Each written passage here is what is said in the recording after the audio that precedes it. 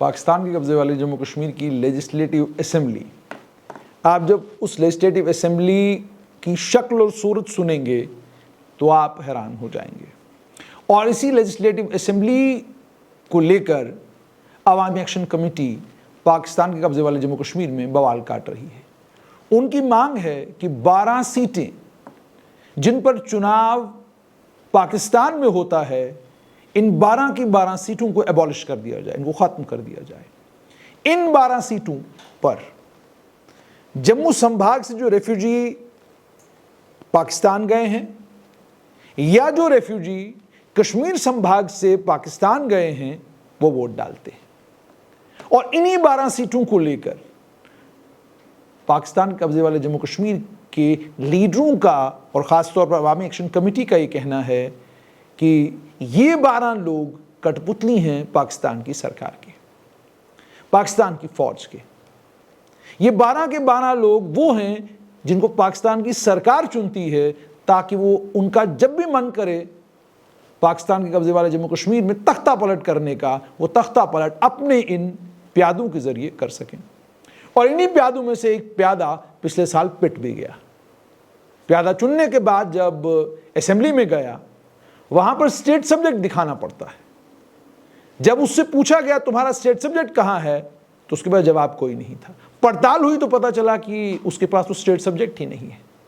तो ये 12 लोग वो हैं जिन्हें पाकिस्तान की सरकार चुनती है, जिन्हें पाकिस्तान की फौज चुनती है, और इन्हें चुना इसलिए जाता है, इन्हें असेंबली में भेजा इसलिए जाता है। इन पर आरोप ये है कि ये असेंबली में पाकिस्तान को रिप्रेजेंट करने का काम करते हैं, और जब भी तख्ता पलट करना होता है तो इन 12 लोगों का इस्तेमाल किया जाता है। खुद सोचिए, 45 मेंबर जो हैं वो वोट डालकर चुने जाते हैं।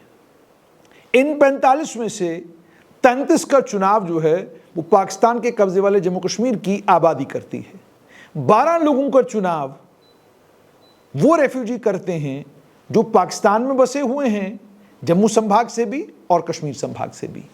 और एक डिटेल के मुताबिक जो रजिस्टर्ड रेफ्यूजी हैं जम्मू संभाग से, जम्मू, कठुआ, रियासी, उधमपुर, पुंछ स्टेट, मीरपुर से 14 अगस्त 1947 को जो स्टेट थी, या जो मंगला डैम के आसपास रहते थे और उसके बाद उनको वहां से जाना पड़ा और वो इस वक्त पाकिस्तान के कुछ प्रोविंसेस में रह रहे हैं, उनकी टोटल तादाद है 4,34,000 रजिस्टर्ड रेफ्यूजी हैं जम्मू संभाग के, जो पाकिस्तान के कब्जे वाले जम्मू कश्मीर में या पाकिस्तान में रह रहे हैं।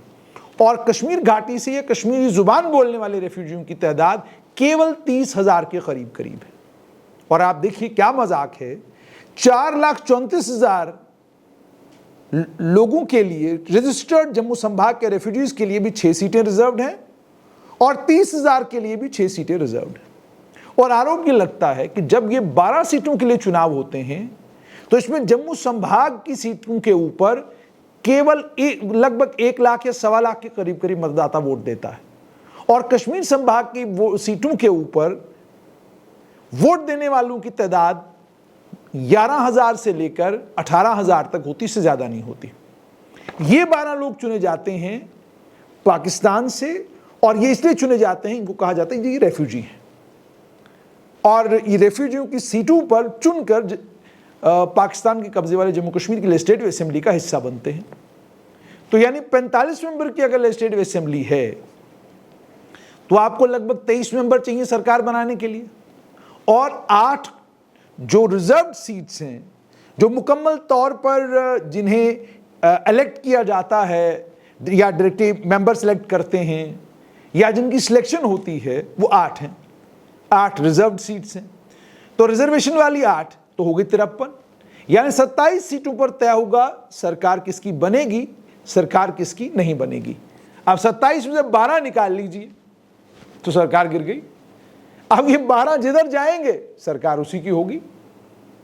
ये खेला है जो पाकिस्तान खेलता है पाकिस्तान के कब्जे वाले जम्मू कश्मीर में, और जिसकी समझ अब पाकिस्तान के कब्जे वाले जम्मू कश्मीर के लोगों को आनी शुरू हो गई है।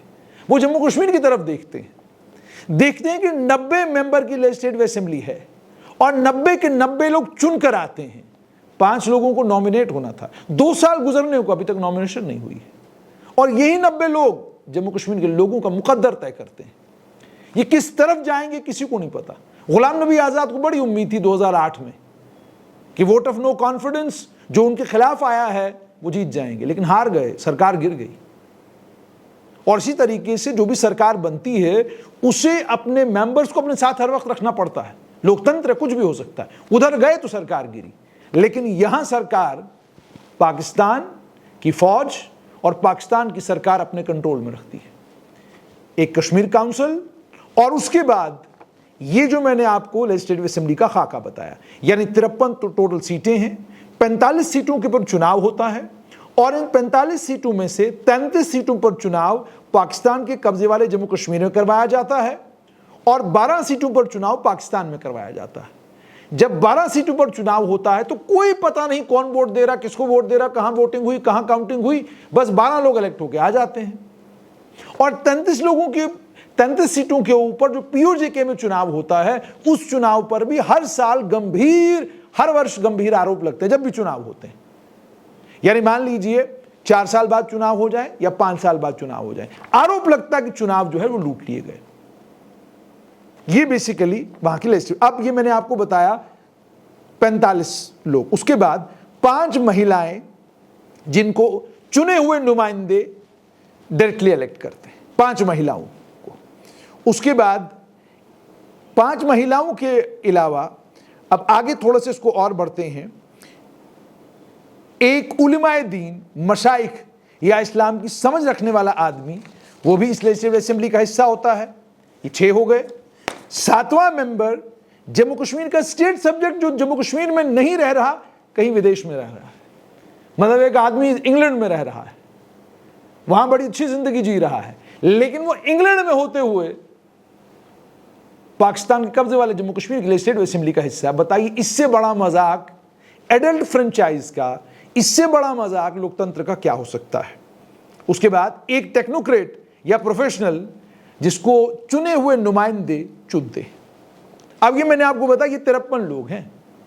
इन 53 लोगों में से जैसे मैंने आपको शुरुआत में ही कहा 45 चुन के आते हैं, चुनाव के जरिए आते हैं, 33 पीओजेके से, 12 पाकिस्तान से, और पाकिस्तान में मैंने आपको बताया एक बहुत बड़ी आबादी जम्मू संभाग की, उनके लिए भी 6 सीटें, और 30,000 के करीब करीब कश्मीर संभाग के रेफ्यूजीज के लिए भी 6 सीटें। इसी से आपको समझ आ जाना चाहिए कि सरकार कैसे बनती है पीओजेके में। और उसके बाद 5 साल के लिए असेंबली बनती है, लेकिन पाकिस्तान में सत्ता परिवर्तन हो जाए तो यहां भी सत्ता परिवर्तन हो जाता है। पाकिस्तान में प्रधानमंत्री चेंज हो जाए, यहां का भी प्रधानमंत्री चेंज हो जाता है। उसके बाद एक और इंपॉर्टेंट है, एक कश्मीर काउंसिल है जो चुनाव होने के बाद चुने जाने लोगों के चुने जाने के बाद अब तमाम ताकतें किसके पास होनी चाहिए थी? असेंबली के पास। जैसे जम्मू कश्मीर के भाग्य का फैसला जम्मू कश्मीर की लेजिस्लेटिव असेंबली करती है और करती रही है। लेकिन वहां पर एक कश्मीर काउंसिल है जो तमाम बड़े फैसले पीओजेके को लेकर लेती है। किसको गिराना है, किसको रखना है, किसको नहीं रखना, यही काउंसिल तय करती है। इस काउंसिल के सर्वेसर्वा प्रधानमंत्री, इस काउंसिल में वाइस चेयरमैन पाकिस्तान के राष्ट्रपति, इस काउंसिल में 5 मेंबर पाकिस्तान के प्रधानमंत्री चुनते हैं, जिनमें से एक मेंबर पाकिस्तान की सरकार का मंत्री होता है। केवल इतना ही नहीं, बल्कि इस काउंसिल का एक्स ऑफिशियो चेयरमैन, या माफ कीजिएगा एक्स ऑफिशियो जिसको हम सेक्रेटरी कहते हैं, एक्स ऑफिशियो मेंबर, वो कौन होता है? पाकिस्तान की सरकार में जो कश्मीर अफेयर्स का मिनिस्टर होता है, वो इसका एक्स ऑफिशियो मेंबर, उसको बनाया गया है। यानी कुल मिलाकर जो पाकिस्तान की सरकार के नुमाइंदा हैं उनकी तादाद है 8, और पीओजेके के जो मेंबर हैं उसमें एक तो प्राइम मिनिस्टर जो पीओजेके के होते हैं वो इसके मेंबर होते हैं, और 6 मेंबर असेंबली इलेक्ट करती है राज्यसभा की तरफ से। हमारे राज्यसभा का चुनाव होता है सिंगल ट्रांसफरेबल वोट के जरिए, 6 मेंबर्स को असेंबली इलेक्ट करती है, वो इस काउंसिल का हिस्सा होते हैं। अब सोचिए, उधर पाकिस्तान के प्रधानमंत्री के पास ताकत है कि वो 5 लोगों को नॉमिनेट करते हैं, भाई हम 5 लोगों को, मैं इनको नॉमिनेट कर रहा हूं, जिसको मुझे मन करेगा उसको नॉमिनेट करूंगा। लेकिन पीओजेके जिसकी आजादी की दलीलें पाकिस्तान दुनिया को देता है, पीओजेके की लेजिस्लेटिव असेंबली में राज्यसभा की तरह चुनाव कराया जाता है ताकि 6 लोग चुने जा सकें जो कश्मीर काउंसिल का हिस्सा बने।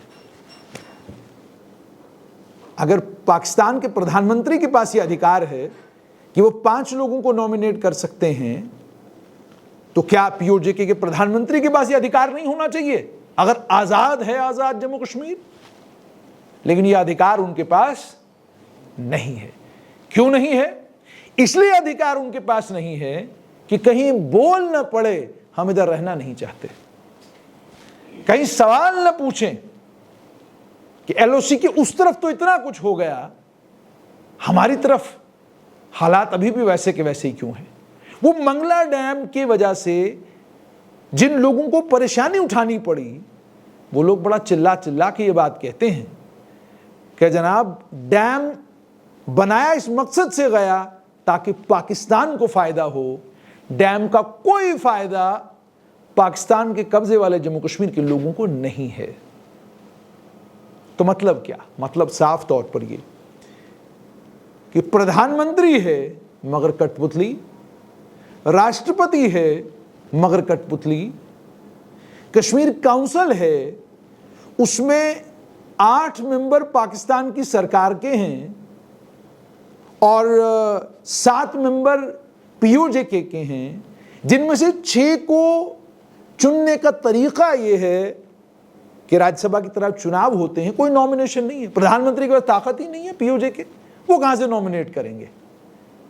और उसके बाद सूरत ये कि प्रधानमंत्री, राष्ट्रपति, मंत्री पीओजेके के हाजिरी देनी पड़ती है इन्हें। कहां? मरी में जो कॉर्प्स कमांडर बैठते हैं पाकिस्तान की फौज के, वहां हाजिरी देनी पड़ती है। जनाब हम हाजिर हैं, ठीक है। उसके बाद एक और मजाक देखिए, सुबह से लेकर शाम तक शोर इस बात पर है पाकिस्तान ऑक्यूपाइड जम्मू एंड कश्मीर, लेकिन जब आप आबादी का तनासुब देखते हैं तो आपको पता चलता है सबसे बड़ी आबादी जो पीओजेके में रहती है वो गुजर बकरवाल कबीला की है। उसके बाद राजपूत हैं, पठान हैं, ये बाकी तमाम लोग हैं। मेरे पास जो तफसीलात हैं, और ये मैं जो संविधान है पाकिस्तान के कब्जे वाले जम्मू कश्मीर का, मैं उस संविधान को इसलिए पढ़ रहा हूं, बहुत सारे लोगों को इसके बारे में जानकारी ही नहीं है कि किस तरह का लोकतंत्र पीओजेके में है, जिस लोकतंत्र की बात सुबह से लेकर शाम तक पाकिस्तान करता रहता है। जम्मू, कठुआ, रियासी, उधमपुर, पुंछ, मीरपुर और उसके अलावा कई और इलाके, जिन इलाकों से लोग चले गए थे 14 अगस्त 1947 से पहले छोड़कर चले गए थे, ये लोग हैं बहुत बड़ी आबादी पीओजेके की, और बहुत छोटी सी आबादी है कश्मीर संभाग से ताल्लुक रखने वाले लोगों की। तो मतलब साफ तौर पर यह है कि लोकतंत्र का भद्दा मजाक पीओजेके में है। पीओजेके के आम लोगों के पास कोई ताकत नहीं। आवाज उठाई है पहली बार तो गोलियां बरसाई जा रही हैं उनके ऊपर। पहली बार उन्होंने कहा है कि हमको हमारे हक और हमारे हकूक चाहिए। पहली बार वो भिड़ गए हैं पाकिस्तान और पाकिस्तान की फौज से। पहली बार उन्होंने तय कर लिया है कि जब तक आप 12 सीटें जो आपने रिजर्व कर रखी हैं इनको एबॉलिश नहीं करेंगे, हम भी तब तक दम नहीं लेंगे। क्योंकि उन्हें लग रहा है पीओजेके में कि इन 12 सीटों के जरिए पाकिस्तान पीओजेके को मुकम्मल तौर पर कंट्रोल करता है। पाकिस्तान पीओजेके को गुलाम के तौर पर ट्रीट करता है। पाकिस्तान पीओजेके के लोगों को बोलने नहीं देता, उनका गला दबा के रखा है, उनके नेचुरल रिसोर्सेज का बेइंतहा इस्तेमाल कर रहा है अपनी इकॉनमी को ठीक करने के लिए। इन लोगों ने तय किया कि हम इसको बर्दाश्त नहीं करेंगे। अब मामला केवल बिजली पानी सड़क का नहीं है, यह मामला इन 12 सीटों का है, जिन 12 सीटों के ऊपर यह बवाल कट रहा है। तो वो लोग जो लोकतंत्र की बात करते हैं, वो लोग जो दुनिया के सबसे बड़े लोकतंत्र का हिस्सा हैं, जब इस बड़े लोकतंत्र में होते हुए भी वो लोग ये कहते हैं कि हमें आज़ादी महसूस नहीं हो रही है, तो आपको अफसोस होता है। अफसोस इस बात पर होता है कि वो देश जिसने पूरी दुनिया में कश्मीर को बेचने का काम आज तक किया, और बेचा भी, अच्छा खासा बेचा, और ये नहीं कि मैं सिर्फ बेचने को एडजेक्टिव के तौर पे यूज कर रहा हूं, वाकई बेचा, मान लिया। वो कश्मीर कमेटी वहां पे पाकिस्तान में एक बनी थी, एक बड़े मौलाना साहब उस कमेटी के चेयरमैन थे, बड़ी लंबी चौड़ी कहानी पिछले दिनों उनको लेकर आई कि अरबों रुपया उन्होंने कश्मीर कमेटी के नाम पर लिया और डकार गए,